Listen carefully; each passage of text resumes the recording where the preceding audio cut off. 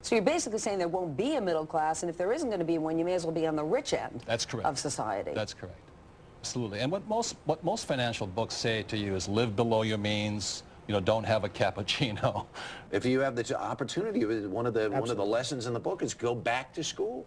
Yes, but also I learned finance on the streets where he learned it at Wharton. Right. So it's still possible to learn. Is it always about being rich or doing something in this world that doesn't just bring us money, but doing something to give back or making an impact somehow, whether it's a building project or a corporation or something of that sort? Well, hopefully, but that's why we wrote this book together. We don't really need the money, but we are concerned about the economics of our country. Explain for us, Robert, how there is no middle class anymore. What do you mean by that, and what quantifies and qualifies somebody as being in the middle class? Well, there's many reasons for that, but the middle class is not getting ahead. The rich are increasing, but the tax laws are written against the middle class. So we just got together. We said we can't change the tax laws right now, but we can change people. So we'd rather teach you how we got rich so that other people can move up rather than move down. Mr. Donald Trump and Robert Kiyosaki.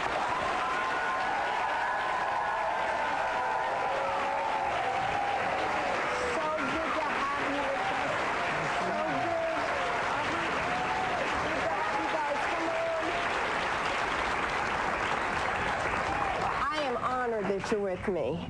So somebody just starting out, this whole craze about using your own realtor, going to Staples and finding these kits online and somehow saving yourself some money, you could lose money in the end? Well, you could, but if you did that, I would still recommend you get a real estate attorney to check over the transaction. You could probably save a few dollars that way. But it is a legal transaction, and you got to be very careful, because if it's your primary residence, you don't want to be evicted in the middle of the night. We're back. Donald Trump and Robert Kiyosaki define rich. Well, look, rich is a state of mind more than anything else. If you feel you're rich, and if you're happy, and if you have a wonderful family, you're rich. And this doesn't just have to do with money. Define it financially. Forbes defines it as $1 million a year in passive income, whether you work or not. That's a specific definition of it. Sometimes it's daunting to say, I have a credit card with fill in the blank, $10,000 on it, and it has a 30% rate. So that's got to be the first one I tackle. When I have one with $800 on it at a 5% rate, maybe I just pay that first so I can feel that sense of achievement and progress. I agree with David. You know, interest rates are important, but the way my wife and I did it was we had like 15 line items we had to go through. We took the first one we could pay off the fastest. We hung it on our refrigerator, and when we paid that thing off, we drew a line through it. And we kept drawing lines through it. So I didn't go after the interest rate, which is good to do. I went after which one can I attack first, and I do mean attack. Robert, where is all of this going? It seems that it is high political season to sort of target the rich, make them look bad. You're saying that we should be pursuing becoming rich ourselves and not bashing those who already are. Do I have that right? That's my example. If you think the government's here to help you, I think you're badly mistaken. And I think there's no difference between a Democrat or a Republican. They both come from the same bolt of cloth. You look at John Kerry and George Bush. They went to the same school, belonged to the same societies. And they, as you and I know, it's the political action committees that determine which way the votes go. So I really feel for the poor and the middle class simply because they have no representation in Congress.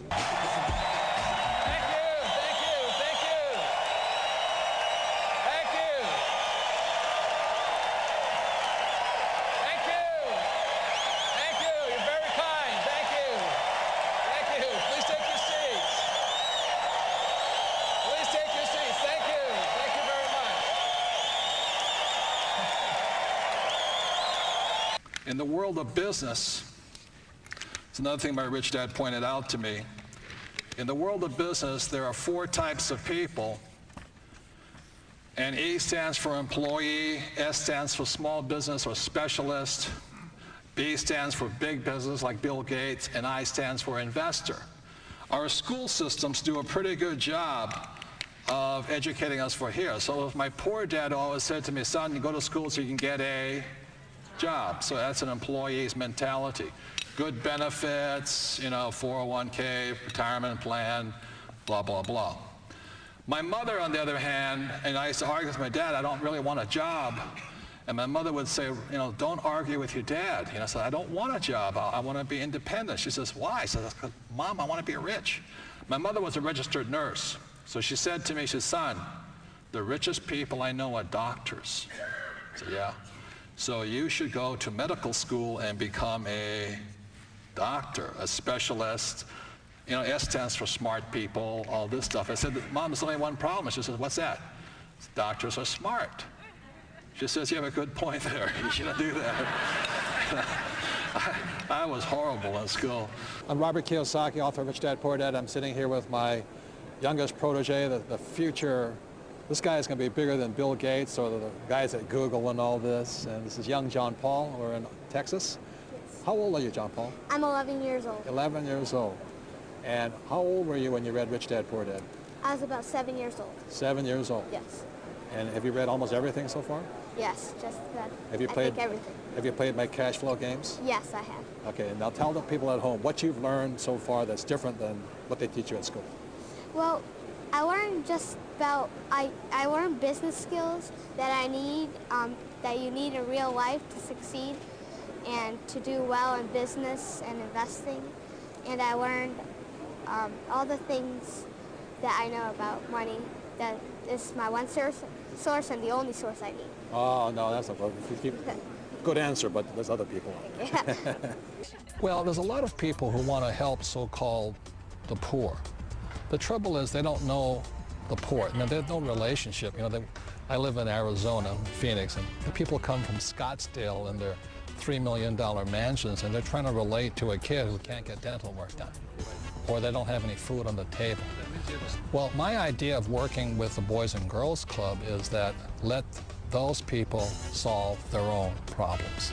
Oh, no, he does not solve our problems. In fact, he jokes with me that I'm not here to solve your problems, Trina. You solve your own problems. He came up with a game called Cash Flow that teaches real-life lessons to kids, how to manage a budget, how to invest. It seems to resonate with the younger set.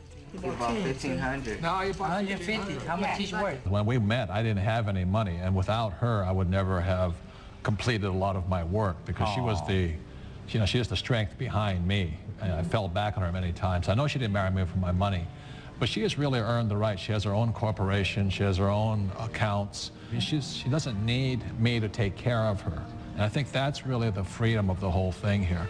I think that's what her message is. It's so true, because when I really understood investing and understood how to make my money work for me, one of the greatest gifts is I no longer needed Robert. And he didn't want me to need him. I desperately wanted him, but I didn't need him. And so what happened is the relationship got so much stronger because we got to choose to be together just because we wanted to be together, not because there was any kind of dependency.